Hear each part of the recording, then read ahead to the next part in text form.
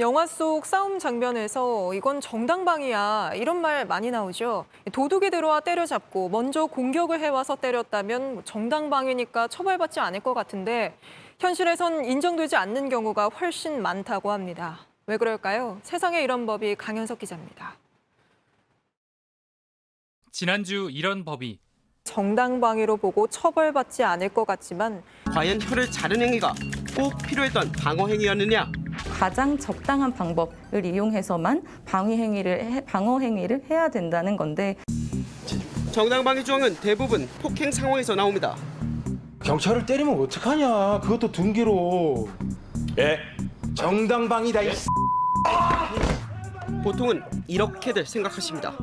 가해 행위를 막기 위해서는 어떠한 행동이라도 해도 괜찮지 않을까.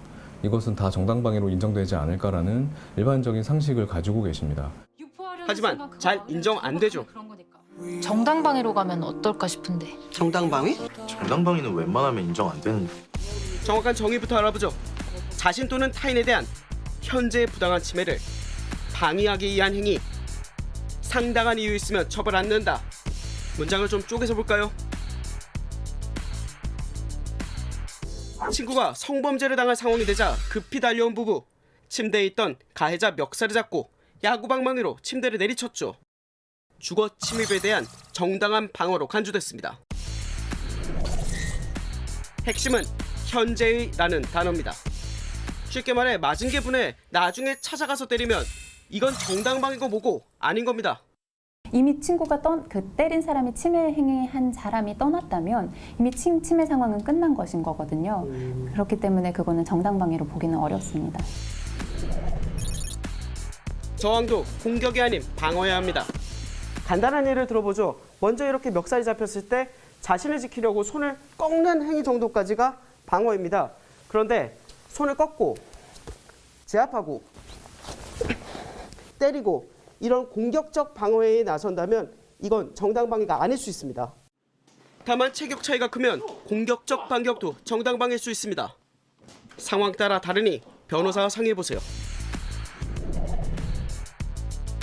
꼭 그랬어야만 했는지를 따집니다. 방어 행위를 할 당시에 그 행위 자체가 정말 그럴만했냐는 겁니다. 거의 최소한의 수준에 이르렀다라고 판단이 되는 경우에 상당성을 인정하겠다는 것인데 손님과 합의하에 모텔에 온 융주점 직원 A씨. 다툼 도중 상대가 입을 맞추려 하자 혀를 물어 다치겠습니다. A씨는 정당방위를 주장했지만 법원은 모텔을 그냥 나갈 수도 있었다며 벌금형을 선고했죠. 아주 드물지만 살인이 무죄가 되기도 합니다. 고스톱으로 돈을 잃자 흉기를 휘두른 동네 주민을 제압한 B씨. 상대는 제압당한 뒤에도 죽이겠다고 저항했고 결국 목이 눌려 숨졌습니다. 정당방위 인정됐습니다. 흉기, 저항 상황 등을 감안해 상당성이 인정된 거죠. 기타 쌍방폭행으로 경찰서에서 하는 말들. 쌍피 상황이면 정당방위 인정 안 됨이 기본값입니다. 다만 이건 생각해 보시죠. 극한의 위험 상황, 상당성 이런 걸 다 치밀하게 계산하는 게 가능할까요? 사실은 정말 그 상황을 접해보지 않은 상황이라면 가늠하기가 어렵죠. 근데 그 상황에서 이성적인 상태로 이제 이런 나는 최소한의 침해를 선택해야 돼 이렇게 선택하기는 굉장히 어려울 것 같고요. 그런 걸 기대한다는 것 자체가 굉장히 무리인 것 같습니다. JTBC 강현석입니다.